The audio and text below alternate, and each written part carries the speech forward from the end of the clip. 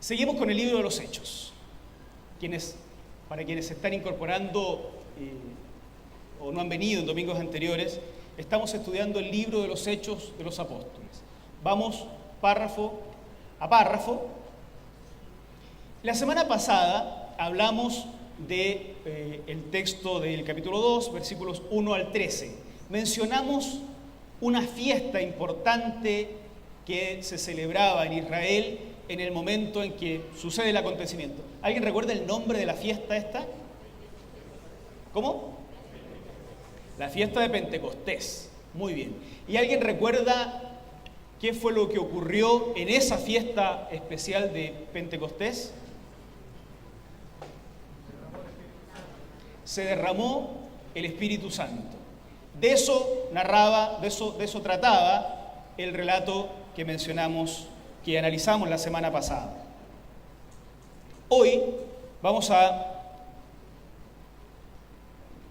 analizar otro texto, que es el que sigue, ¿no? Del capítulo 14, y quisiera leer solo, para introducir esto, algunos versículos que están al comienzo. Capítulo 2, versículos 14 en adelante.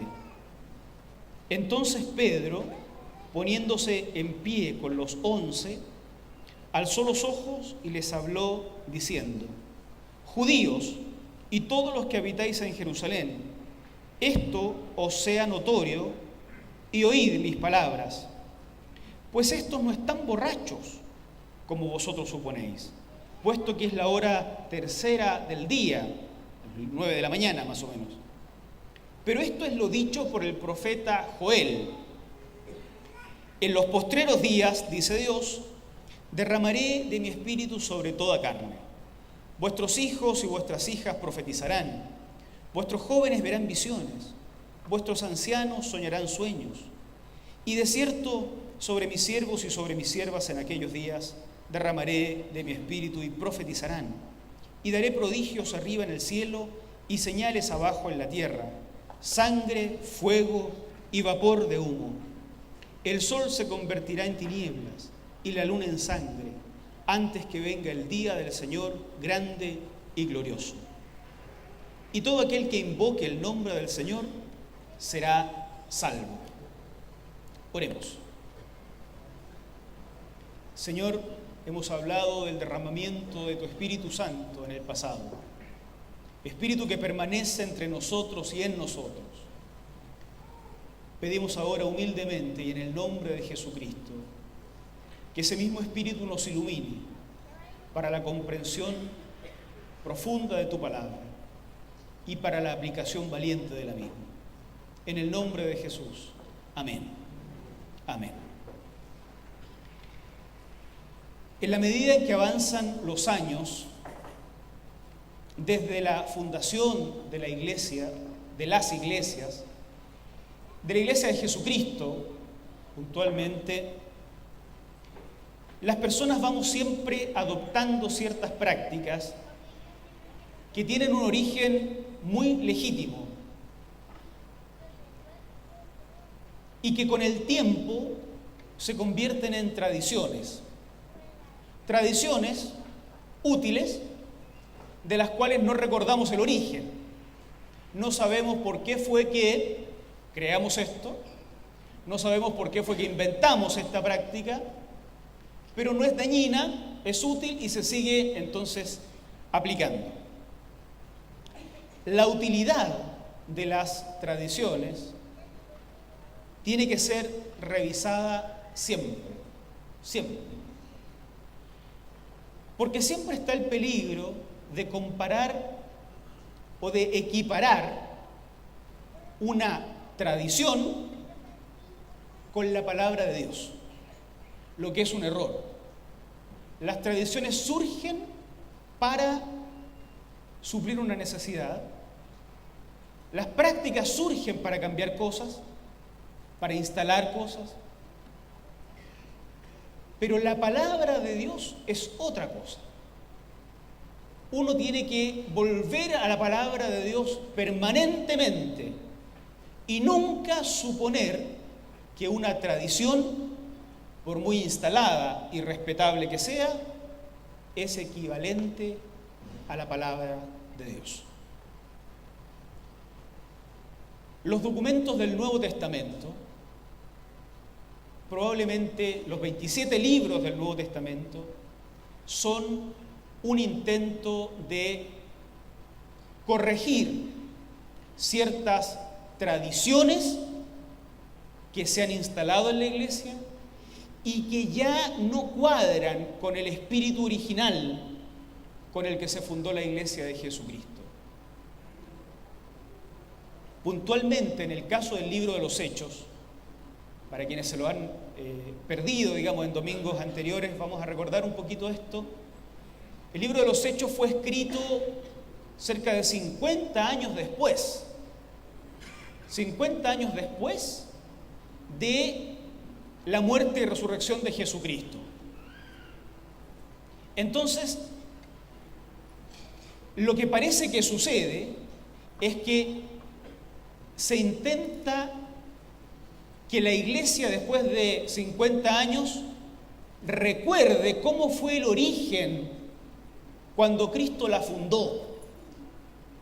Porque probablemente en esos 50 años muchas prácticas bien intencionadas se han convertido en tradiciones que anulan u opacan la verdadera palabra de Dios. Nosotros estamos haciendo lo mismo. Después de casi 2000 años, leemos de nuevo el libro de los Hechos, no para salir de acá con una cabeza más grande de tan sabiondos que nos ponemos, sino para comparar estos principios que surgen de la Biblia con lo que es nuestra vida y preguntarnos si acaso nosotros realmente mantenemos ese espíritu, ese ethos y ese pathos, como se dice en el estudio de las religiones, esa semilla, esa esencia presente en el cristianismo temprano. Y si nos encontramos con que nos hemos alejado de eso, claro, lo que no hay que hacer es quemar la Biblia, sino cambiar nosotros para ajustar lo que sea necesario ajustar. Así es que al leer esto nosotros nos vamos a preguntar por algunos fundamentos, algunas características de la Iglesia fundada por Jesucristo. Y yo escojo acá 3, al menos que quisiera mencionarle, que me parece que son los que salen del texto, 3 de estas características o fundamentos de la Iglesia que debieran ser contra los cuales nos comparamos. En primer lugar, vamos a decir como primera característica que la Iglesia que fundó el Señor debe tener claro que vive en los últimos tiempos. La Iglesia que fundó el Señor debe tener claro que vive en los últimos tiempos. Cuando hay algunos que dicen estos están borrachos, Pedro se siente en la obligación de salir a dar una explicación. Y entonces se levanta y entrega este primer discurso, así se llama, este primer discurso apostólico que termina en la conversión de muchas personas, sobre lo cual el pastor Luis nos va a predicar la próxima semana. Pero termina este acontecimiento de la gente hablando en otros idiomas, unos dicen están borrachos, y Pedro entonces dice, no es que están borrachos, son recién las 9 de la mañana. Esto que está pasando, que la gente estaba hablando en idiomas que no conocían antes y que los que provenían de todo el imperio podían entender porque era la fiesta de Pentecostés, la fiesta de las cosechas, y habían llegado a Jerusalén a ofrecer sus ofrendas al Señor. Esto que ustedes ven ahora y oyen es lo que había profetizado Joel. Y cita a Joel. Y Joel dice, en los postreros días, en los últimos días, derramaré de mi espíritu sobre toda carne, etc. O sea, Pedro dice, esto es lo que profetizó Joel. ¿Qué había profetizado Joel? Que en los postreros días el Espíritu sería derramado sobre toda carne. O sea, Pedro interpreta que lo que está aconteciendo porque se han iniciado los últimos días. Como pasa con casi todas las cosas, este texto y esta doctrina de los últimos tiempos genera o ha generado muchas divisiones en el marco de la vida de las iglesias cristianas. Muchas divisiones. Y claramente, como los textos no tienen la intención de provocar divisiones, estas divisiones se producen seguramente por error humano, porque interpretamos los textos enfatizando cosas que tal vez no son las que el texto mismo enfatiza. Efectivamente, los últimos tiempos se inauguran con Jesucristo. Eso es lo mismo que dice el apóstol Pablo en otro texto en el libro en la carta a los Gálatas, se los quiero mencionar. Pero cuando vino el cumplimiento del tiempo, o la plenitud del tiempo, cuando se cumplió el tiempo, Dios envió a su Hijo, nacido de mujer, nacido bajo la ley, para que redimiese a los que estaban bajo la ley, a fin de que recibiésemos la adopción de hijos. Y por cuanto sois hijos, Dios envió a vuestros corazones el Espíritu de su Hijo, el cual clama, Abba, Padre. Así que, ¿estamos en los últimos tiempos? Sí, estamos en los últimos tiempos. Pero siempre lo hemos estado. Desde que surge la iglesia, esta está en los últimos tiempos. Es cierto que de tiempo en tiempo, dependiendo de acontecimientos naturales como los terremotos, los incendios, crisis climáticas, surgen ciertos líderes diciendo, estamos en los últimos tiempos. No por eso estamos en los últimos tiempos. Es verdad lo que dicen, pero no por las razones que lo dicen. Estamos en los tiempos finales desde que Jesucristo fundó la iglesia.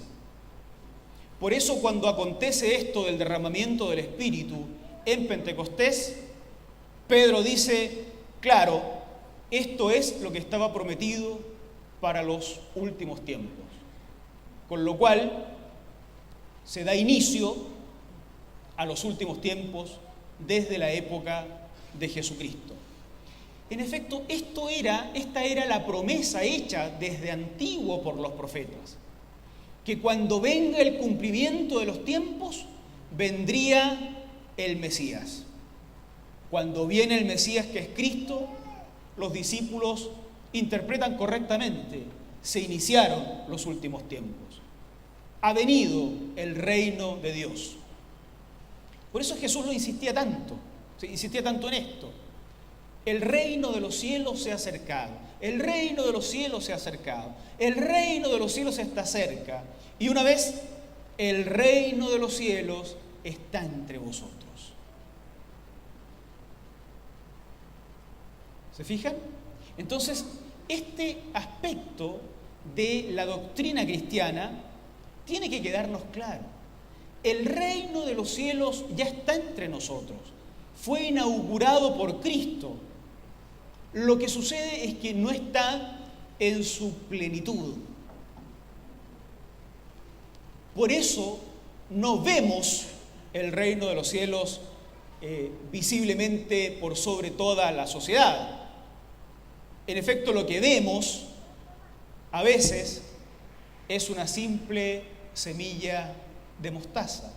Porque como bien dijo Jesús, ¿se acuerdan? El reino de los cielos es semejante a una semilla de mostaza, que nadie al verla pensaría que algún día se transformará en un gran árbol, que cobija aves, etc. Por eso el reino de los cielos hoy no es visible para todo el mundo. Sin embargo, nosotros vivimos bajo las leyes del reino de Dios. Ahora, la pregunta entonces que uno se hace de repente, un poco media apocalíptica, ¿no? ¿Cuándo llegarán los últimos tiempos? O estas son señales de los últimos tiempos. ¿Han escuchado eso? Es cierto. Durante 2000 años hemos recibido señales de los últimos tiempos, porque estamos en los últimos tiempos. Hemos estado desde la fundación de la iglesia en los últimos tiempos. Si alguien está pensando ponerse a cuentas con Dios cuando vea señales de los últimos tiempos, está perdido. Llevamos 2000 años de señales de los últimos tiempos. El Señor puede venir esta noche. Y entonces el reino estará en plenitud. Estamos en un ínterim entre la venida del Mesías, que inaugura el fin de los tiempos, y su retorno final, que completa la instalación del reino. Pero estamos en los últimos tiempos. Eso entonces nos hace pensar que los miembros de la Iglesia de Jesucristo son ciudadanos de dos reinos. ¿Se acuerdan de Jesús diciendo, Señor, cuando ora a su Padre en el capítulo 17 del cuarto Evangelio, el Evangelio de Juan, no te pido que los quites del mundo. Yo te pido que los guardes del mal o del maligno, dicen otras traducciones.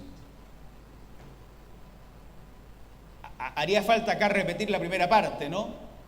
Pero déjalos en el mundo. Ciudadanos de dos reinos. Como el reino ya está instalado, se espera que cada creyente viva en el reino de Dios, bajo las leyes del reino de Dios. ¿Pero dónde? ¿En un monasterio? ¿En un monte Olimpo?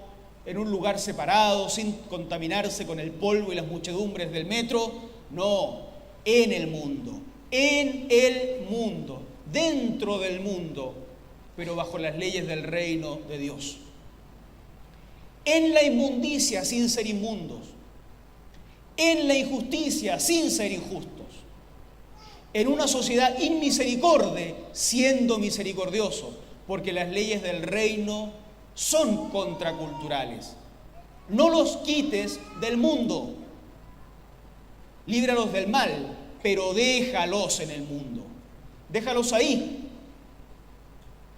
donde están. Alguien tal vez está diciendo en este minuto, uy, yo quiero salirme de acá. Me tiene cansado el mundo de los negocios. Me tiene cansado el mundo de los negocios porque hay tanta corrupción. Me tiene cansado el mundo de la justicia pública porque hay tanta corrupción. Yo quiero irme y quedarme a vivir en el templo de la iglesia. Todos los días quiero vivir acá. Y que la hermana Angelina nos haga comida porque hace comida rica. Es verdad que hace comida rica la hermana Angelina. Si uno pudiera escuchar de nuevo a Jesús, diría algo así como, no, échenlo acá, que vaya a trabajar. Está en la política, que vaya a la política. Trabaja en la calle barriendo, que vaya a barrer y que haga bien su trabajo. Está en el mundo de la producción del conocimiento, es un intelectual, vaya y produzca conocimiento. Es un estudiante, que estudie y se esfuerce un poco más, que le vaya bien en las notas. Es un profesional de otro tipo, que haga su trabajo. Pero es que yo quiero salir de acá, no. Déjalos en el mundo, para que estando en este reino corrupto, vivan bajo las leyes del reino incorruptible. Estamos en los últimos tiempos. Esto es el nuevo reino, pero como una semilla. Está creciendo el arbolito. No lo domina todo. No lo domina todo. Por eso no lo vemos. Por eso no es que las personas de afuera se acomoden a nuestras leyes, como a uno le gustaría, que frente a ciertos conflictos en el Congreso oraran al Señor y buscaran la voluntad de Dios y se acabara todo. No es así, no va a ser así. Ciudadanos de dos reinos. Eso es lo que somos, ciudadanos de dos reinos. Y esta tensión, hermanos, hermanas, amigos, amigas, esa tensión de vivir en el ya, pero todavía no, la teología antigua explicaba esto así porque no había otra manera de explicarlo. Ya estamos en el reino, pero no en plenitud. Por eso algunos resucitan, Jesús, pero no todos. Por eso algunos se sanan, pero no todos. Por eso algunos se rinden ante Cristo, pero no todos, porque el reino está, pero no en su plenitud. Un día, cuando el reino esté en plenitud, toda rodilla se doblará. ¿Se acuerdan? Pero todavía no. Esa tensión hay que mantenerla. Hay que mantenerla. Cada uno de nosotros debe buscar la fuerza en su comunidad de fe, en su iglesia, entre sus hermanos, pero entender que estamos tomando fuerzas, exhortándonos, animándonos para hacer luz en las tinieblas. Puede que esté bien que uno se sienta medio incómodo en el lugar donde trabaja, sí, pero eso no se va a acabar. No se va a acabar. No todavía. Porque somos acá peregrinos. Nuestra patria es la patria celestial. Acá estamos de paso. Sí, es verdad. Pero todavía no nos podemos cambiar de casa. No todavía. Por lo tanto, como decían los profetas del exilio babilónico, oren por la paz de su nación, porque en su paz tendrán ustedes paz. Ciudadanos de dos reinos. La próxima vez que aparezca alguien que le diga, mire, estamos en los últimos tiempos, no le pegue, no se escandalice tampoco, no le diga, fanático religioso. Dígale con tranquilidad, sí, estamos hace 2000 años en los últimos tiempos. Y así vivimos en los últimos tiempos, en el reino del Señor, bajo las leyes del reino de Dios, en injusticia siendo justos, en inmundicia sin ser inmundos. Ahí nos puso el Señor.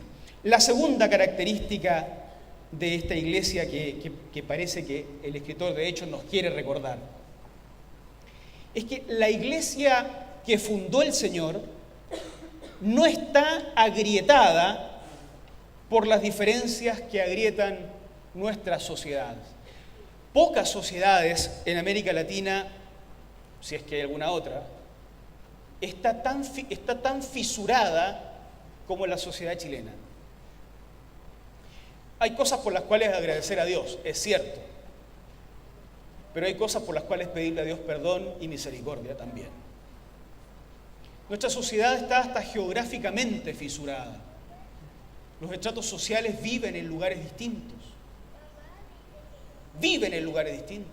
Compran en supermercados distintos. Se visten de manera diferente. Y las personas son evaluadas en base a esas diferencias en la sociedad. Qué triste es. ¿Cuántas veces he escuchado a alguien que dice, mire, fui a un lugar, no me atendieron, volví al día siguiente con la corbata puesta y me atendieron? Qué vergonzoso es que hayamos construido una sociedad de ese tipo. Que por la ropa que te pones, te valoran. Pero no solo eso, los apellidos, la diferencia de género. Si eres mujer o eres hombre, vas a tener un trato diferente probablemente. Si tu apellido es de una forma o es de otra, vas a tener un trato diferente. Hay personas que cambian su dirección, la dirección de su lugar donde viven, porque hay ciertas comunas a las que no les dan los mismos trabajos que le dan a las personas que viven en otras comunas. Bueno, eso es nuestra sociedad. Ahora, la iglesia que fundó Jesucristo no tiene estas grietas que tienen las sociedades, no tiene las grietas que tenía la sociedad de su propia época. Por lo tanto, la iglesia actual no debiera tener tampoco esas grietas. En el texto que Pedro recuerda de Joel, dice: en los postreros días derramaré de mi espíritu sobre toda carne, no sobre alguna, sobre toda carne. Vuestros hijos y vuestras hijas profetizarán. No hay una diferencia de género. Noten ustedes que la profecía es la comunicación de la palabra de Dios. En estas culturas, esta comunicación de la palabra de Dios no era dada tan fácilmente por mujeres. En el Antiguo Testamento destacan un par de videntes o profetisas, Hulda, ¿se acuerdan? Nombres poco conocidos, no tienen por qué acordarse. Pero son videntes que anuncian de alguna forma la palabra de Dios. Pero precisamente son tan notorias porque no son comunes.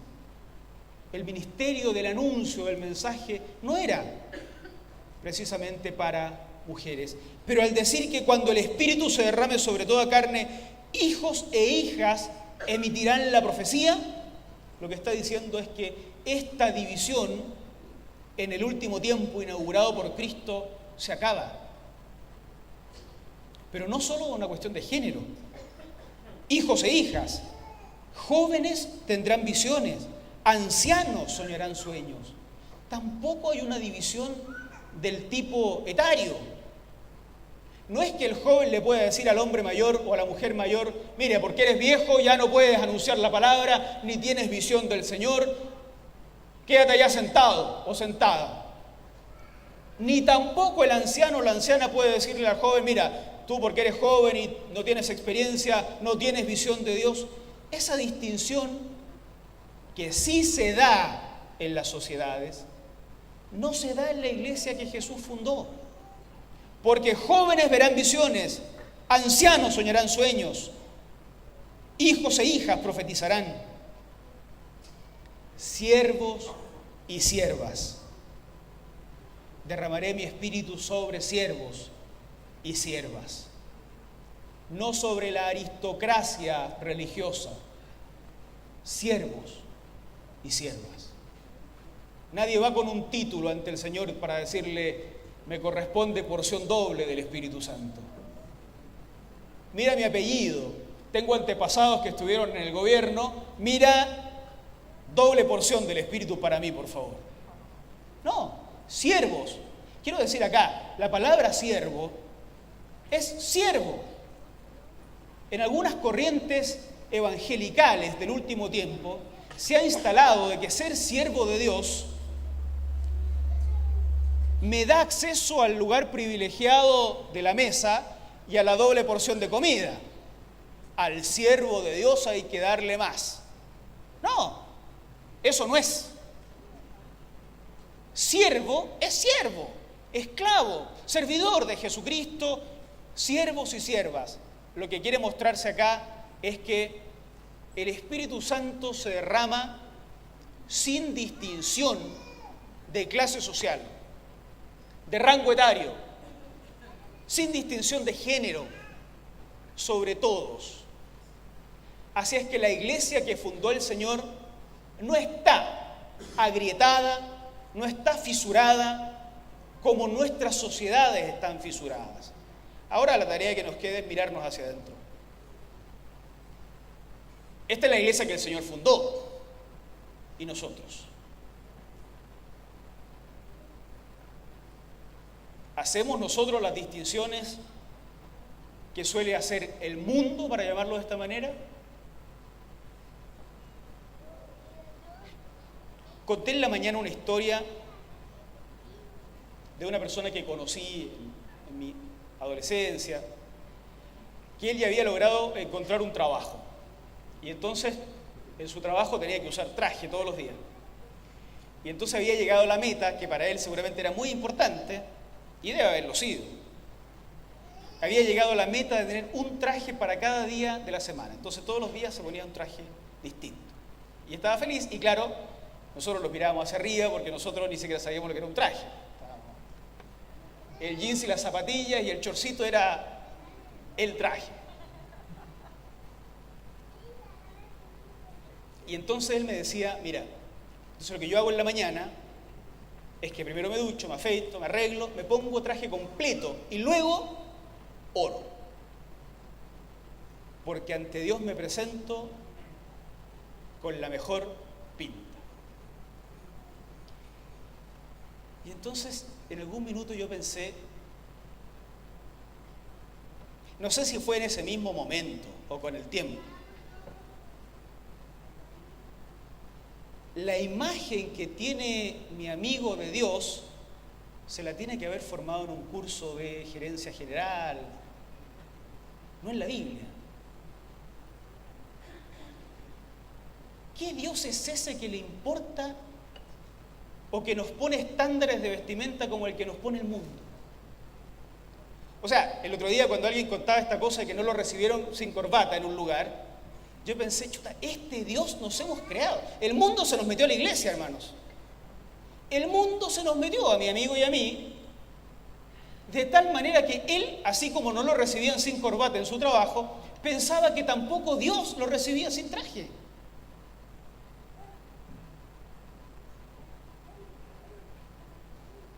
La grieta de la sociedad metida en la iglesia, agrietando también los corazones de los hermanos.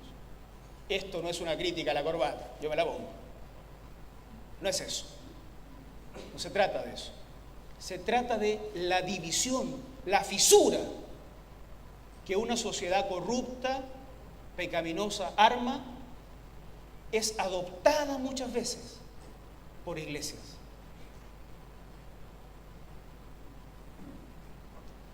¿Cuántas cosas más, hermanos amados y amadas, se nos han metido haciendo que nos fisuremos? Como si no fuéramos la iglesia que fundó el Señor. También al interior de las iglesias hay diferencia de género. Algunos han dicho que hay más diferencia de género dentro de la iglesia que afuera, incluso. También de estrato social muchas veces. Hermanos amados, los más antiguos, ¿a cuánta gente hemos echado de nuestras iglesias porque las valoramos con los criterios que el mundo ha creado y que nosotros creemos que están bien porque en esos criterios hemos crecido? La iglesia que fundó Jesús no puede fisurarse, no puede agrietarse, como nuestra sociedad está agrietada y está fisurada. No es así. Si vamos a ser la iglesia que fundó el Señor, estas cosas deben erradicarse de nuestra práctica. ¿Cuánta gente echamos? ¿Cuántos están hoy aquí habiendo sido empujados al precipicio en otras iglesias evangélicas donde lo miraron feo porque trajo pantalón en vez de falda, porque no se puso la corbata adecuada? ¿A cuánta gente hemos echado? Con la mejor de las intenciones. 50 años después de la fundación de la iglesia, Lucas considera importante recordarle a la iglesia que en la fundación esas diferencias no existían, porque tal vez 50 años después esas diferencias ya se estaban haciendo dentro de la iglesia. La tercera característica: la iglesia que fundó el Señor está compuesta por personas que abrazan a Cristo y se identifican con sus hermanos. Me meto en un texto que es posterior. Pastor Luis lo va a profundizar más después, la otra semana, pero me meto en un texto que es posterior. Cuando termina su discurso Pedro, sucede esto. Al oír esto, se compungieron de corazón y le dijeron a Pedro y a los otros apóstoles: hermanos, ¿qué haremos? Pedro dice: arrepentíos, bautícese cada uno de vosotros en el nombre de Jesucristo para perdón de pecados y recibiréis el don del Espíritu Santo. Claro, no es un conocimiento por conocimiento. Lo que se busca en el discurso de Pedro es que las personas reconozcan que haber asesinado a Jesucristo no es bueno. Fíjense que los líderes religiosos de la época mataron a Jesús y se fueron a dormir tranquilos esa noche pensando que habían hecho lo correcto. Y claro, lo que habían hecho se ajustaba a sus tradiciones. El tema es que Dios no estimaba correcto lo que ellos habían hecho. ¿Y qué hizo? Levantó a Jesús de entre los muertos. Lo resucitó. Y en eso versa el discurso de Pedro. Y la gente se da cuenta y dice, ok, hemos cometido un gran error, ¿qué hacemos ahora? Fácil. Arrepiéntanse y bautícense. Arrepentirse es la actitud que cabe por haber rechazado una y otra vez a Jesucristo, al punto de haberlo crucificado. Arrepentimiento es la actitud que cabe por haber rechazado al Señor. Bautismo es la identificación con esta comunidad fundada por Jesús. Fundada por Jesús. ¿Quiénes fundan? ¿Cómo es la comunidad que se funda en este Pentecostés? Es una comunidad de fe, una iglesia donde entran los arrepentidos por haber rechazado a Jesús y donde se produce esto del bautismo como una forma de identificarme con estos hermanos y hermanas. Antes fueron los judíos los que rechazaron a Jesús. ¿Cuántos hoy, amigos y amigas? ¿Cuántos de los que hoy estamos presentes no hemos rechazado o estamos hoy rechazando a Jesús una y otra vez? Rechazando al Señor permanentemente, creyendo que estamos en lo correcto. Si los fariseos también creían que estaban en lo correcto cuando lo mataron. Los judíos creían que estaban en lo correcto y se fueron a dormir tranquilos. Si el tema era que Dios no pensaba que estaban en lo correcto. ¿Qué actitud cabe si me he pasado la vida rechazando a Jesús? ¿Qué actitud me cabe si yo soy de los que, mientras otros perciben la gracia del Señor, yo digo, estos están borrachos? ¿Qué actitud me cabe si todos están felices porque el Señor obra y yo no puedo percibir la acción del Señor? Porque tal vez estoy preocupado de que no se cumplan las tradiciones. ¿Qué actitud cabe? Arrepentimiento, hermanos. Arrepentimiento. Yo debo arrepentirme de rechazar al Señor. Y debo identificarme con mis hermanos. Con los que gritan mucho y con los que gritan poco. Con los de la batería y la guitarra eléctrica y con los del piano y el arpa y el violín. Con los que cantan a manos arriba y con los que cantan las manos en los bolsillos. Debo identificarme, porque estos son los arrepentidos que forman parte de la comunidad que Jesús está fundando. No debo estar al margen. No debo estar al margen. Solo 3 conclusiones para terminar. Primero,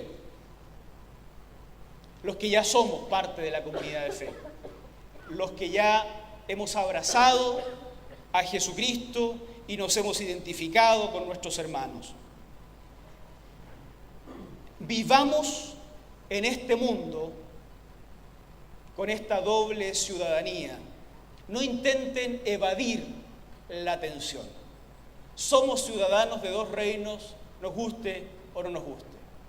Vamos a tener que vivir bajo las leyes, vamos a tener que caminar en esta sociedad, vamos a tener que participar en la sociedad. Pero ¿cómo participamos? Bajo las leyes del reino de Dios. En la inmundicia, sin ser inmundos.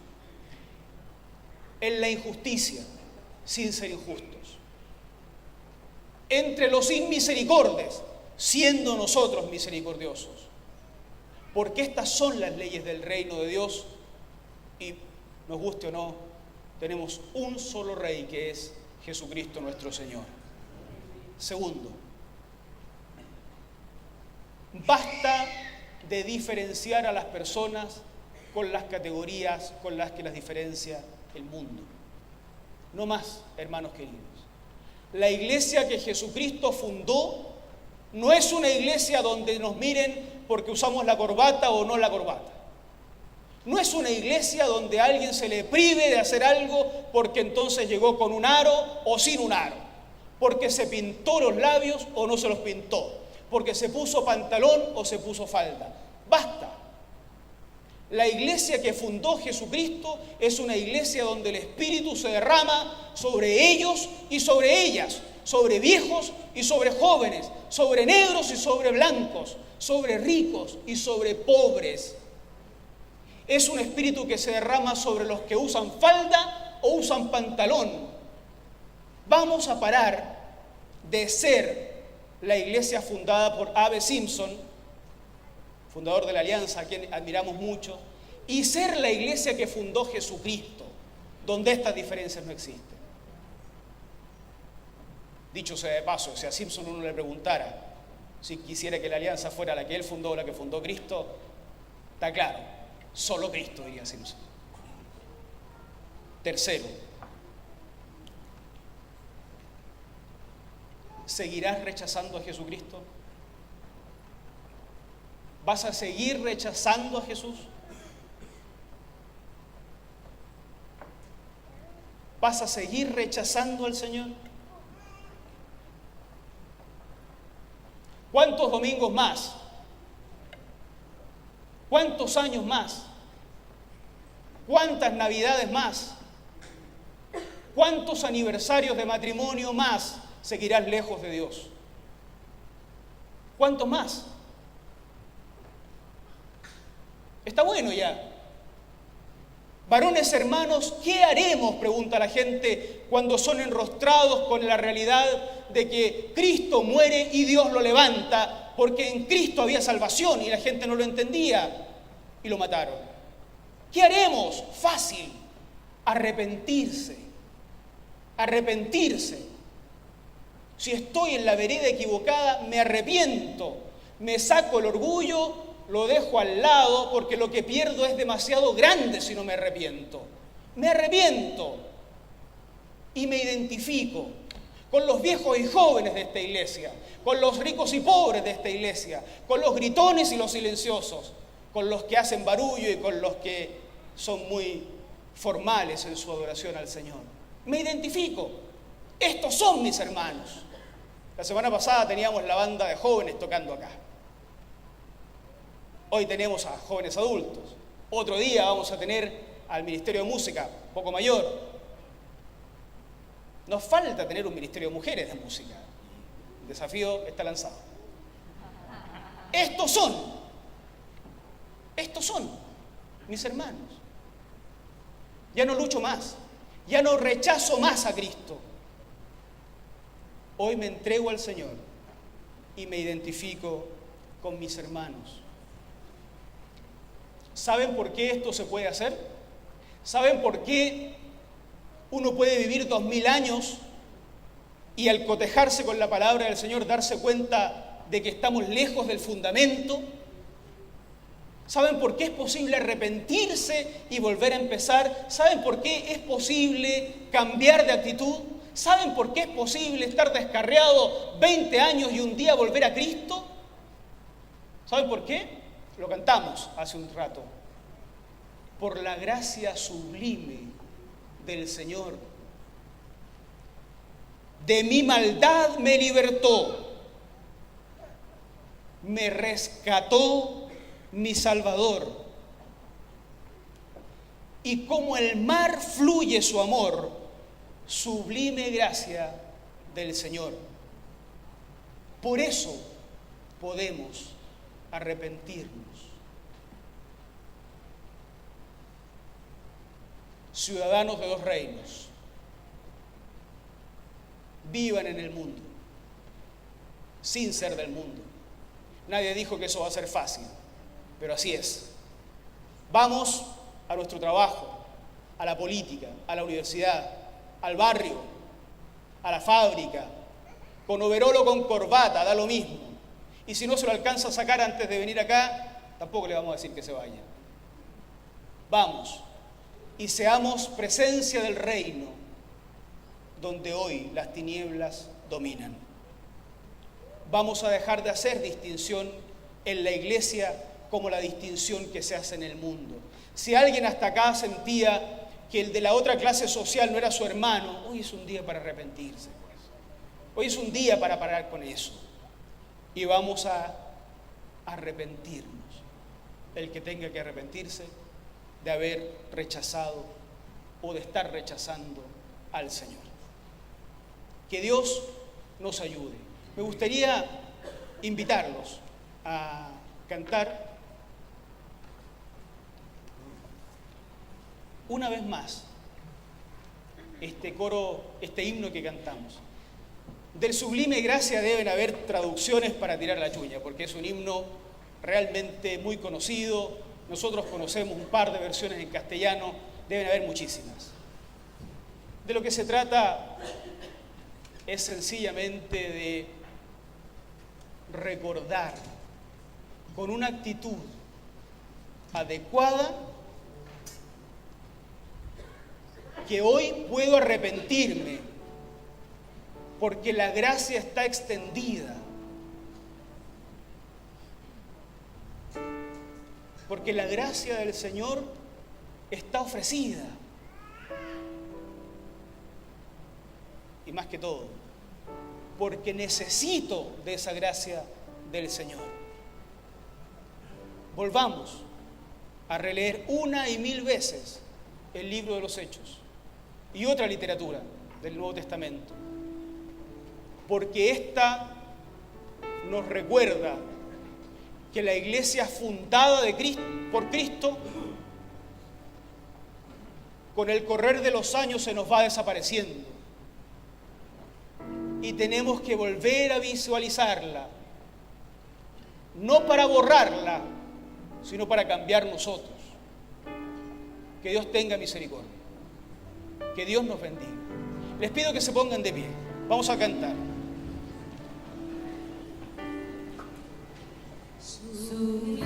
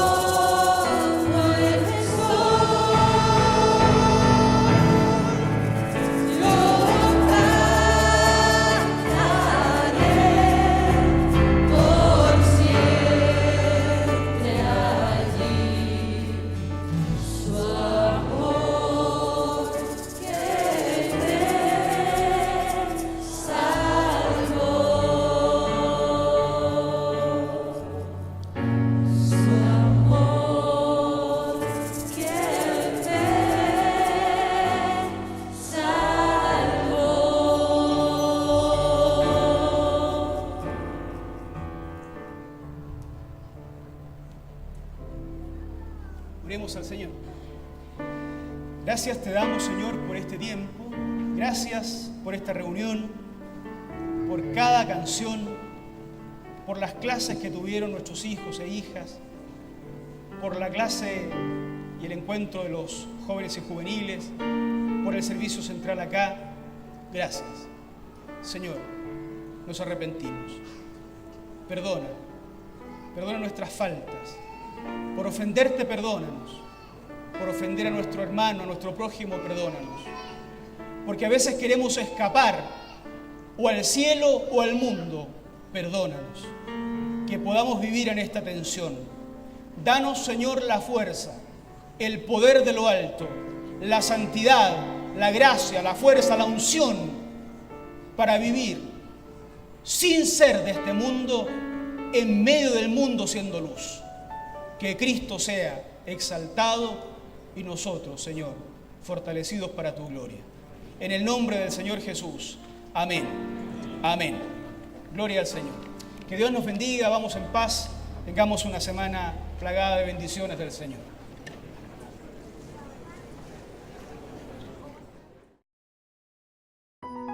Iglesia, Alianza Cristiana y Misionera, Providencia.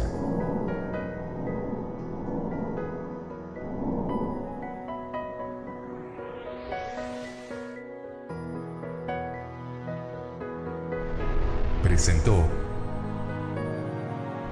nuestro servicio dominical en vivo.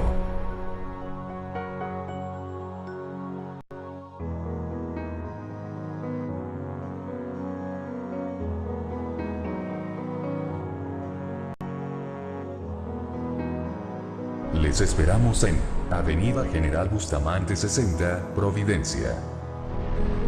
Síguenos en Sin Providencia. Dios les bendiga.